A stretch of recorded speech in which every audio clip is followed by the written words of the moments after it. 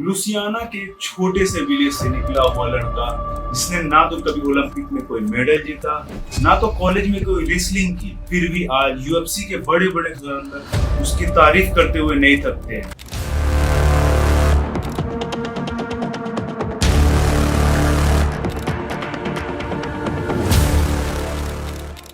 क्योंकि उसके पास एक जज्बा था। उसका नाम है डस्टिन द डायमंड वॉरियर और इस बंदे ने यूएफसी में 15 बंदों को नॉकआउट किया, जिसमें से बहुत टॉप के फाइटर्स थे। और दूसरी बात ये कि ये जितने भी फाइटर से लड़ा, जैसे कि खबीब नूरमगोडोव, इस्लाम मखाची, कॉनर मैकग्रेगर, जस्टिन गेची और भी बड़े बड़े फाइटर से इसने लोहा मनवाया। हाँ, ये सच है कि बहुत सी फाइट्स वो नहीं जीत पाया और बहुत सी फाइट उसने जीते भी। और क्या कोई भूल सकता है वो जस्टिन गेची के खिलाफ वो फाइट, जिसमें दोनों फाइटर एक दूसरे के प्यासे हो चुके थे, किक्स पे किक्स, बॉक्सिंग पे बॉक्सिंग। लेकिन डस्टिन पोरियर ने सबको चौंकाते हुए 4th राउंड में जस्टिन गेची को नॉकआउट किया और इतिहास में एक अपना अलग मुकाम हासिल किया। ये सिर्फ फाइट नहीं थी, ये एक जंग थी जो कि डस्टिन पोरियर जीता और उसने यूएफसी में अपना एक अलग मुकाम हासिल किया, जिससे उसके फैन बढ़ते ही चले गए। और जब एक मैचअप हुआ जिसमें कॉनर मैकग्रेगर के खिलाफ डस्टिन पोरियर का मैच हुआ, तो सभी ने कहा कि Conor will destroy him, but उसने सबको चौंकाते हुए लेग किक के सहारे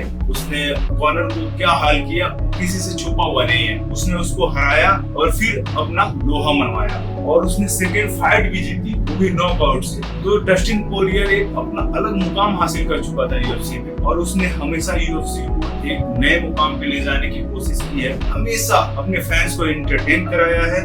और जब थर्ड फाइट हुई तो डॉक्टर ने स्टॉपेज कराया, जिससे कि फाइट रुकवा दी गई और डस्टिन पोरियर को जीत मिली। तो भाई अब तो ये अलग लेवल पे आ चुका था बंदा। उसने 3 बैक टू बैक फाइट जीती और यूएफसी वालों को लग गया कि भाई ये एक बड़ा नाम है। लेकिन वो कहते हैं ना कि हर हीरे को तपना पड़ता है। तो उसने जब खबीब से फाइट लड़ी तो खबीब ने उसे चोक किया, इस्लाम ने डांस लगाया और जस्टिन ने उसे हेड किक मारा, लेकिन वो कभी भी हारा नहीं, टूटा नहीं। फिर उठ खड़ा हुआ, वो गिरा लेकिन उठ के फिर खड़ा हुआ। लेकिन जब लोगों को लगा कि वो कमबैक नहीं कर पाएगा तो उसी टाइम पे उसने कमबैक किया। और भाई जितनी फाइट उसने जीती, जितने फाइटर्स को हराया, सब में हम बहुत एंटरटेन हुए, हमें बहुत मजा आया। लोग कहते हैं कि उसकी लेगेसी क्या है, उसके फैन से पूछे उसकी लेगेसी क्या है। ना तो उसने कभी कोई टाइटल जीती, एक इंटरिम टाइटल जीता था वो मैक्स होलोवे के खिलाफ, और ना ही वो कोई अनडिफिटेड चैंपियन रहा। लेकिन फिर भी उसने अपने फैंस का दिल जीता,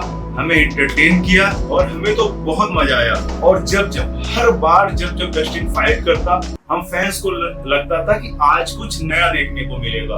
आज जब डस्टिन केज में उतरता था तो एक अलग एनर्जी रहती थी, एक अलग जज्बा रहता था। और एक बात तो माननी पड़ेगी यार कि फाइटर चाहे जितने आ जाए, लेकिन डस्टिन से बड़ा दिल किसी में नहीं है। ये मैं दावे के साथ कह सकता हूँ, क्योंकि वो बंदा अभी भी चैरिटी करता है और अपने जिम में जो ऑर्फेन्स होते हैं या फिर जो लोग ट्रेनिंग करना चाहते हैं, किड्स को ट्रेनिंग देता है और आगे आने वाले टाइम के लिए प्रिपेयर कराता है। देखो भाई कितना बड़ा दिल है डस्टिन पोरियर का। डस्टिन पोरियर एक ऐसा बंदा था जो केज में लड़ के दूसरे को लड़ना सिखाया कि भाई लड़ते कैसे हार नहीं मानते, कैसे जब गिरो तो फिर उठ के खड़ा होना है। तो डस्टिन वो बंदा था जिसने हमें मोटिवेट किया, हमें कॉन्फिडेंस दी। और आप सब लोग जानते हैं कि कुछ दिन पहले ही डस्टिन पोरियर ने मैक्स होलोवे के खिलाफ फाइट में हारा और उसके बाद उसने रिटायरमेंट ले ली। तो बिल्कुल ये कहना गलत नहीं है कि आज कोई फाइटर रिटायर नहीं ले रहा है, आज एक कहानी का अंत हो रहा है और ऐसा फाइटर हमें दोबारा नहीं मिलेगा। और मैं जाते जाते बस इतना कहूंगा, डस्टिन भाई तुमने सिर्फ फाइट नहीं लड़ी, तुमने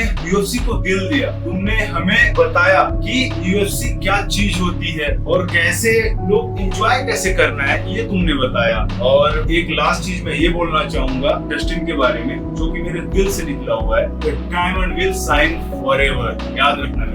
तो यही वीडियो था यार। अगर तुम्हें वीडियो अच्छा लगता है तो तुम्हें लाइक करना है, अगर अच्छा नहीं लगता तो डिसलाइक करो, कोई दिक्कत नहीं है। अगर चैनल अच्छा लगता है तो सब्सक्राइब करो। मिलते हैं ऐसे अच्छे वीडियो के साथ, तब तक के लिए बाय बाय।